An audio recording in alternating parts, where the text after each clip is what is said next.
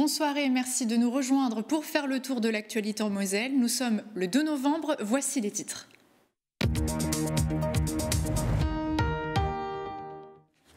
Dur d'être un élu, selon le ministère de l'Intérieur en 2021. 1186 élus ont été pris pour cible, dont 605 maires ou adjoints victimes d'agressions physiques. Les maires de Moselle ne font pas exception. Une motion a été rédigée pour dénoncer cette situation. Repenser le métier de pharmacien pour contrer les déserts médicaux. En Bretagne, un dispositif test est en cours pour élargir les compétences des officines. En Moselle, les professionnels réfléchissent au rôle de pharmacien correspondant, permettant de délivrer certaines ordonnances. Un titulaire nous répondra. Et à Osny, Céline confectionne des selles de moto en Sky depuis 6 mois après une reconversion professionnelle. Ancienne assistante maternelle, elle s'est lancée dans cette activité par amour de l'artisanat. Vous découvrirez son travail dans quelques instants. La météo de ce jeudi, un ciel partiellement dégagé avec des températures fraîches au réveil, 4 à 6 degrés. L'après-midi, le temps devrait être plus agité avec de possibles averses en fin de journée. Au maximum, comptez 17 degrés sur le département. Il sera question de culture et de seniors avec notre invité du jour qui nous rejoindra dans quelques instants. Rémi Dick, vice-président au conseil départemental en charge de la politique de la culture. Il nous rejoindra donc dans quelques instants pour évoquer la 5e édition de l'événement L'Esprit Livre en Moselle qui permet de rompre l'isolement des seniors et de proposer une centaine d'animations intergénérationnelles. Mais avant, on développe les titres.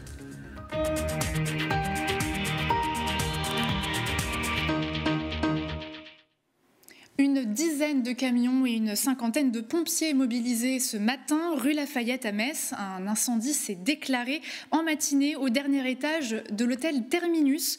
La circulation et le gaz au cœur du bâtiment ont été coupés le temps d'éteindre les flammes. Les clients de l'hôtel ont également été évacués sur le trottoir comme vous le montrent ces images. Certains encore dans des plaids ou des couvertures de survie. Le commandant des opérations fait le point pour nous. C'était effectivement un feu qui avait percé sur une toiture d'un bâtiment collectif qui sert d'habitation et d'établissement recevant du public, notamment un hôtel. Donc le feu était assez virulent à notre arrivée, menaçait de se propager aux immeubles voisins.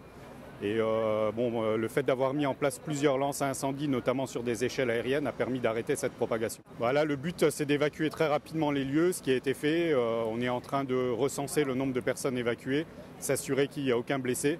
Et ensuite, c'est l'alerte rapide des sapeurs-pompiers pour qu'on puisse intervenir au plus vite et éviter que le feu se propage. Alors là, on va voir déjà s'il y a du relogement nécessaire. Et ensuite, avec les services municipaux, on vérifiera comment on peut les prendre en compte. Vous l'avez entendu, l'heure est donc au relogement des personnes installées dans cet hôtel qui fait office de centre d'hébergement d'urgence pour les demandeurs d'asile. Les circonstances de l'incendie n'ont pas encore été dévoilées mais pourraient être accidentelles et liées à la charge d'une batterie de vélo électrique. Mais c'est une information qui n'a pas encore été confirmée par les autorités sur place. Il peut être difficile d'être un élu aujourd'hui, agression verbale ou physique. Ils sont nombreux en France à les subir. L'un d'eux, Jean-Paul Dor, maire de Colmen, en fait partie. Il a reçu une lettre de menace en octobre dernier. En soutien, les élus de la communauté Bouzonvillois 3 Frontières ont signé une motion. Explication de Lucie Philippot. Jean-Paul Dor est maire de Colmen depuis 21 ans. Le 4 octobre dernier, il reçoit à son domicile une lettre timbrée. À l'intérieur, une feuille d'écolier, dessus un nœud de pendu et 2 panneaux « Attention ». La première réaction, c'était, bien sûr, j'étais choqué, ébahi. Mais qu'est-ce que ça veut dire? Et je me suis posé la question de savoir si j'allais la mettre à la poubelle tout de suite. Ou si j'allais effectivement donner une suite judiciaire à l'affaire. À force de chercher, on ne sait plus. Je ne pense pas que ce soit quelqu'un du village. Lorsque les gens ont quelque chose à me dire à Colmen, ils n'hésitent pas, ils savent où j'habite. En règle générale, lorsqu'il y a quelque chose qui ne leur plaît pas, on en discute, on va boire un café et l'affaire est réglée. Donc je ne vois pas qui ça pourrait être. Je ne peux pas dire que j'ai peur, mais c'est ma famille qui en souffre. Le maire a porté plainte. La préfecture lui a proposé d'être mis sous protection. Il a refusé. La gendarmerie, elle, reste cependant vigilante. Selon le ministère de l'Intérieur, 1186 élus ont été pris pour cible dans les 11 premiers mois de 2021. dont 605 maires ou adjoints victimes d'agressions physiques, soit une hausse de 47% par rapport à 2020. Face à ces violences répétées, le président de la communauté de communes Bouzonvillois-Trois-Frontières, Armel Chaban, a réagi en écrivant une motion avec 37 autres maires et élus. La motion précise clairement qu'il est intolérable qu'il y ait des violences faites aux élus. Et le point sur lequel nous avons souhaité appuyer dans cette motion est clairement cette atmosphère morose qu'il peut exister dans la société d'aujourd'hui, avec du repli sur soi, du manque de respect, du manque aussi d'ordre parfois, d'autorité. C'est à la fois un coup de gueule et à la fois un ras-le-bol. Un coup de gueule parce que évidemment les faits se multiplient et il était temps peut-être d'alerter et de monter au créneau. Et enfin un ras-le-bol parce que depuis le début du mandat, comme je le disais tout à l'heure, ce sont 3 voire 4 élus dans des villages différents de notre communauté de communes qui ont été agressés verbalement, parfois même pris de violences physiques. Et donc il était juste temps de dire stop et de monter au front. Pour Jean-Paul Dor, le coupable sera un jour ou l'autre connu, puisque la lettre est actuellement entre les mains du service scientifique de la gendarmerie. Et les incivilités vont bon train, notamment sur la route. Et c'est pourquoi un nouveau système de verbalisation vidéo a été installé dans la rue aux Arènes et place du Parlement du quartier Sablon de Metz. Un secteur choisi en particulier pour ses régulières infractions au stationnement. Ne loupez pas notre édition de demain. Un reportage, il sera largement consacré pour dévoiler le fonctionnement du dispositif. Un système déjà mis en place à Voipy. Notre invité nous en parlera. Santé maintenant. En Bretagne, une expérimentation est en cours. Autoriser les pharmacies à prodiguer des conseils plus poussés aux patients à l'aide d'un questionnaire et autour de mots du quotidien. C'est un dispositif approuvé par les instances et qui souhaite libérer du temps médical aux médecins généralistes. En Moselle aussi, le métier de pharmacien pourrait être repensé, comme nous l'explique Eric Schiltz, président de la Chambre syndicale des pharmaciens de Moselle.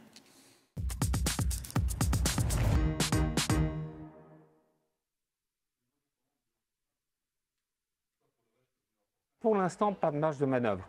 Il y a des projets qui sont menés, notamment ce qu'on appelle les dispensations protocolisées, qui permettraient de délivrer des antibiotiques pour les cystites, pour les angines, de renouveler des traitements de la rhinite allergique ou pour les varicelles.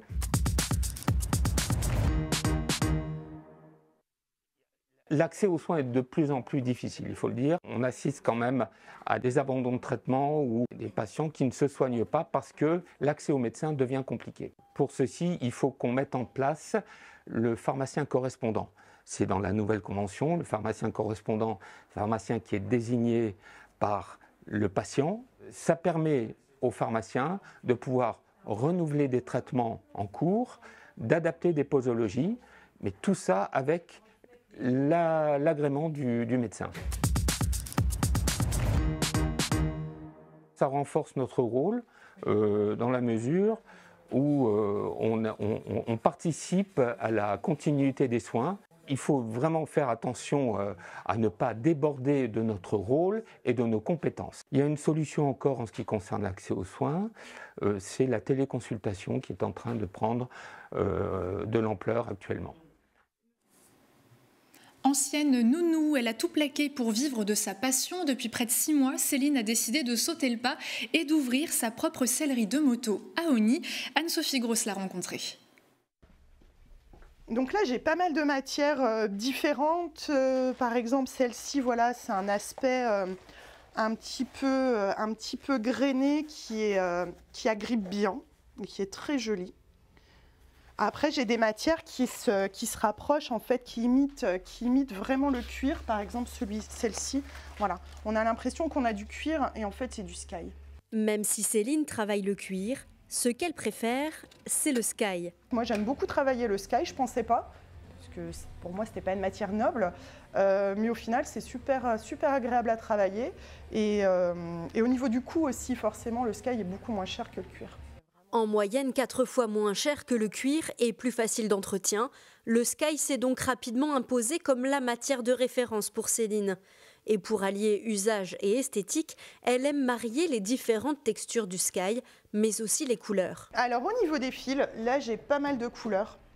Voilà, ça c'est vraiment des commandes. Je travaille beaucoup le rouge, le bleu, le gris. Après j'ai des commandes particulières, comme là par exemple j'ai fait une selle avec un fil vert bouteille qui est vraiment très très joli.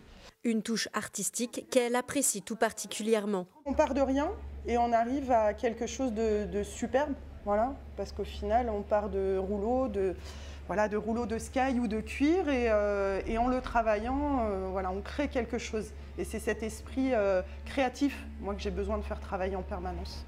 Grâce à ces selles 100% personnalisables, Céline a su séduire ses clients. Et en tant que motarde, elle est très vigilante sur la qualité et le confort de ses produits. Le travail semble d'ailleurs payé, puisque ses carnets de commandes sont déjà pleins jusqu'à la fin de l'année. C'est le moment de notre chronique environnement, aujourd'hui plein phare sur un centre de tri de déchets.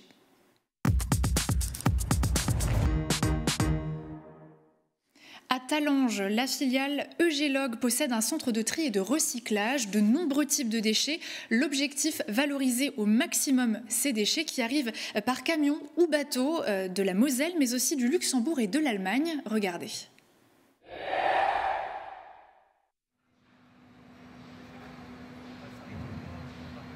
C'est un défilé de déchets qui ne s'arrête jamais. Ici, plus de 100 000 tonnes, tout type confondus, y arrivent chaque année. Ils viennent par voie navigable ou par camion. Ces derniers sont systématiquement pesés à leur entrée et sortie du site de Talange. C'est ici que la filiale Eugelog recycle les déchets venus du secteur de Metz, de Moselle-Est et même du Luxembourg et d'Allemagne. Tous les déchets que nous réceptionnons, nous essayons de les valoriser au maximum. Une benne de déchets qui arrive est valorisée à peu près entre 75 et 80% aujourd'hui sur notre plateforme. Valoriser, c'est-à-dire trier puis transformer pour être réutilisé. Une partie provient des industries et du BTP. Le bois est par exemple broyé une première fois pour fabriquer des panneaux agglomérés ou une seconde fois pour produire du combustible pour le chauffage. Le béton est concassé et déferraillé pour être réutilisé dans les travaux publics. Le laitier, un déchet issu de la fonte du métal, est aussi valorisé pour la voirie. Nous sommes vraiment soucieux justement de l'environnement et de l'avenir. Nous avons aujourd'hui la possibilité d'utiliser des matériaux alternatifs, des matériaux recyclés, qui ont les mêmes caractéristiques, voire des meilleures caractéristiques mécaniques que des matériaux naturels.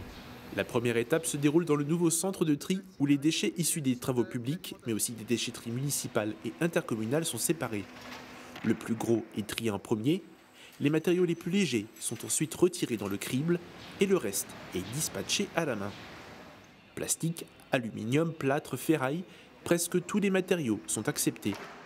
Certains sont valorisés dans d'autres filiales. Le refus, quant à lui, est destiné à l'incinération.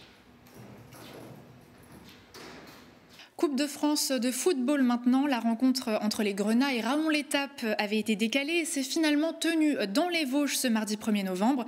300 supporters du FC Metz se sont déplacés et n'ont pas été déçus puisque les Messins ont remporté le match 2-1. Anthony Moussaba a ouvert le score à la 34e minute, suivi de Mikotadze à la 63e. Une frayeur tout de même à la 71e minute de jeu avec les Raonais qui réduisent le score avec leur premier mais unique but de la rencontre. Après cet affrontement, les Grenats remportent donc leur place pour le 8e tour de la Coupe de France et affronteront Épinal, club de National 2, le week-end du 19-20 novembre. À Ars-sur-Moselle, au cœur de la petite librairie, on voit les choses en grand. Ce mercredi soir dès 19h, les passionnés de polar pourront rencontrer l'auteur américain Craig Johnson. Il viendra notamment fêter la sortie de son nouveau roman, Le cœur de l'hiver, et la sortie en poche de son premier roman, Little Bird. La soirée se déroule au Cinéma Union de la commune. Échanges et dédicaces sont au programme. Je vous propose maintenant de bien vous équiper. Place à l'airsoft, ce loisir qui prend de plus en plus d'ampleur chez les jeunes. Immersion avec une équipe justement dans ce reportage. Détrompez-vous, nous ne sommes pas avec des militaires, mais leur pratique nécessite tout de même un bon équipement. La chose la plus importante, c'est les protections. Donc moi, j'ai une protection faciale et oculaire. Après, si on veut se faire un peu plaisir, on peut prendre, comme moi, j'ai pris un gilet, j'ai pris un uniforme complet.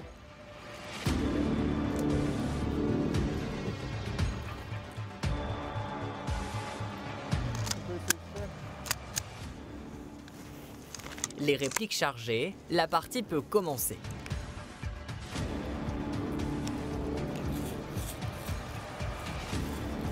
Elliot, qui a commencé l'airsoft il y a 2 ans, va arpenter chaque recoin de ce terrain de motocross. Le but, c'est de retrouver les joueurs et donc de les éliminer. Et je vais continuer à progresser comme ça, tout autour du terrain. Les échanges de billes ne vont pas tarder à se faire entendre. Donc là, on a touché quelqu'un. J'ai déjà touché une personne en bas et là, je vois qu'il y a quelqu'un tout au bout là.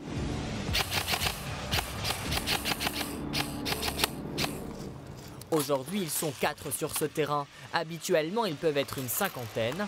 Mais hormis le nombre de joueurs, la cohésion, elle, ne change pas. Et surtout, dans ce groupe, on a un côté qui est assez familial. C'est-à-dire que même si un nouveau arrive, ou moi, par exemple, j'arrive pour la première fois ici, tout le monde va m'accueillir comme s'il me connaissait depuis longtemps. Et vraiment, il y a une intégrité ici qu'on ne va pas retrouver ailleurs. Dès la nuit tombée, les sensations sont démultipliées. Chaque partie est un nouveau scénario. On se fait toujours un ami sur le terrain et c'est surtout avec cette personne qu'on va élaborer des tactiques, élaborer un scénario ou des façons, par exemple, d'accomplir un objectif. Et c'est comme ça qu'on s'amuse ici. Après quasiment 1 heure de jeu, Elliot sort vainqueur de cette partie. On a essayé d'être stratégique et on a progressé. On a défendu en fait chaque axe où on pouvait se faire attaquer, donc on a mérité cette victoire. Moi, ma technique principale, c'est déjà d'être extrêmement actif sur le terrain et j'utilise un maximum tout ce qui est le camouflage, donc les éléments, les buissons ou les arbres ou même l'herbe. En fait, je me rapproche du sol au maximum pour essayer de limiter en fait la visibilité. C'est souvent un avantage sur les ennemis parce qu'ils ne me verront pas forcément approcher. Et la discrétion. La discrétion, voilà sans doute l'une des techniques qui vous fera gagner à coup sûr votre prochaine partie d'airsoft. Entre-temps, notre invité nous a rejoint. Il sera question de livres et d'animation en tout genre avec la 5e édition de l'événement Esprit Livre qui est proposé aux seniors du 1er au 30 novembre en Moselle.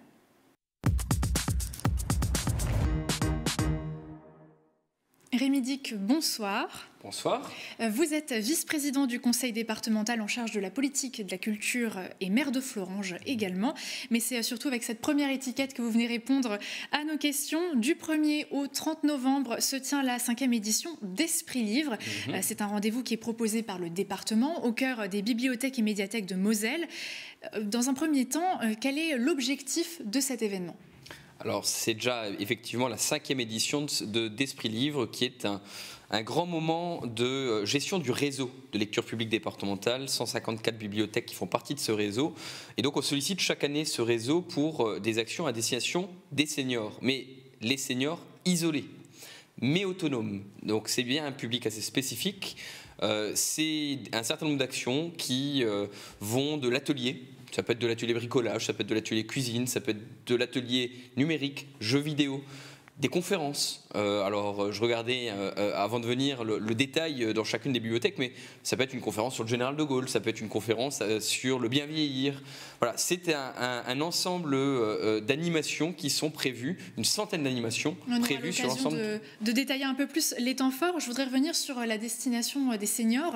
On imagine aisément que ce sont plutôt les seniors qui ont des facilités à franchir les bibliothèques, les médiathèques, plus que la jeunesse en tout cas.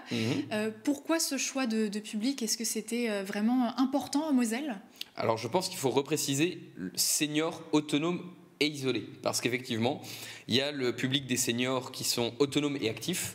C'est les seniors qui sont dans notre vie associative, qui sont présents, qui sont engagés, que l'on voit régulièrement. Et il y a tous ces seniors qu'on ne voit pas. Et je crois qu'en France et en Moselle, bien évidemment, on a un public de seniors isolés très présent. Et donc, il fallait attirer ce public-là, ces seniors isolés, avec l'aide des centres communaux d'action sociaux dans nos bibliothèques et dans nos lieux de lecture publique. J'imagine, parce que j'ai vu traîner de temps en temps le terme intergénérationnel au fur et à mesure des animations qui sont proposées.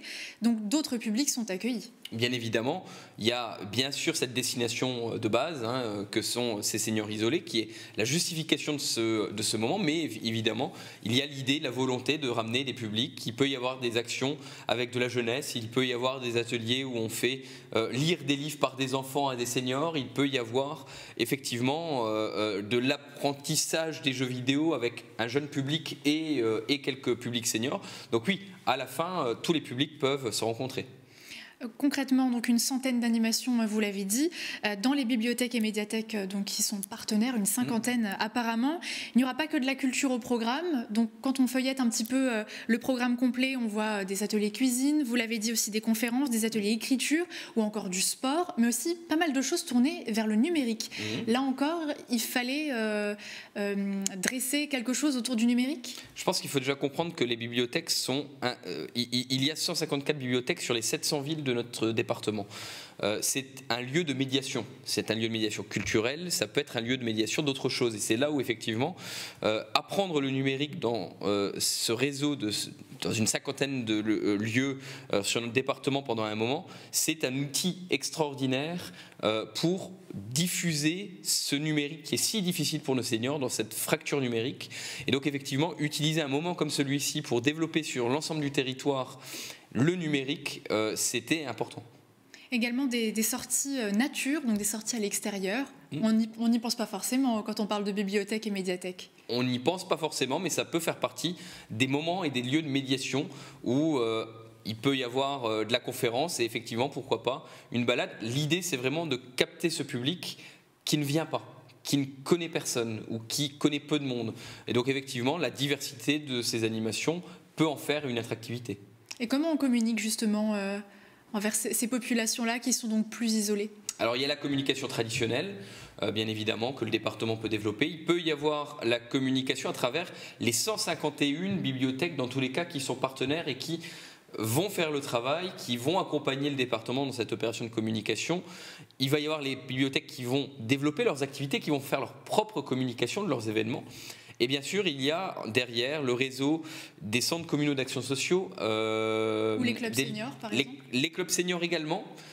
Et bien sûr aussi les seniors et le public des seniors que connaît le département par l'intermédiaire des CMS qui sont présents et sur l'ensemble du territoire, puisque les assistantes sociales du département connaissent aussi un certain public et les partenaires sociaux du département connaissent également un certain public. Donc toutes ces informations nous amènent à connaître un ensemble de publics qui peuvent être intéressés par ces animations et donc qui peuvent amener ces seniors isolés à venir dans nos bibliothèques et à vivre un bon moment. Je crois que c'est aussi ça et c'est surtout ça l'intérêt de ce moment Esprit Livre. Un temps fort peut-être qu'on peut souligner pour finir, l'exposition Paroles de témoins passeurs de mémoire. Un mot peut-être là-dessus ? Oui, c'est une exposition qui va se diffuser dans 5 bibliothèques du département, qui aura vocation ensuite, tout au long de la saison, j'allais dire culturelle, à pouvoir se diffuser sur l'ensemble du réseau départemental. C'est une des expositions phares. Il y a toujours dans ces moments d'Esprit Livre une exposition qui ensuite se diffuse et qui fait ce lien justement intergénérationnel, puisque on est là sur le lien un peu entre la Moselle annexée, qui est une des grandes thématiques départementales actuellement sur la mémoire patriotique, et effectivement cette lecture publique et ces moments de lecture publique. Alors d'ailleurs, le vernissage aura lieu ce vendredi 4 novembre à 17h au cœur de la médiathèque départementale de Nilvange. C'est la première bibliothèque, médiathèque à accueillir cette exposition. Il y aura également Créange, Bitche, Falsbourg et Mézières-les-Messes. L'exposition sera visible donc jusqu'au 30 novembre. Le programme complet des animations est à retrouver en ligne sur le site internet de l'Eurodépartement, www.moselle.fr, et également physique dans les lieux partenaires et les centres communaux d'action sociale. Merci beaucoup d'avoir partagé notre plateau pour parler de cette 5e édition. À bientôt. À bientôt. Merci. Et notre image du jour nous emmène au centre-ville de Metz. Dans les prochains jours, des opérations de montage d'installations de Noël vont se dérouler. Alors il y en aura place Saint-Louis, place Saint-Jacques, mais également Saint-Simplice ou encore le parvis de la cathédrale et la place d'Armes. Elles vont se parer petit à petit de la magie des fêtes de fin d'année. La circulation des véhicules sera donc perturbée, vous l'imaginez bien, et les livraisons devront se faire à des horaires différents, horaires mentionnés sur le site de la ville de Metz.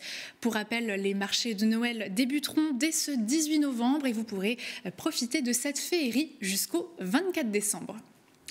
On espère d'ailleurs que vous serez fidèles pour ces animations comme vous êtes fidèles sur Moselle TV.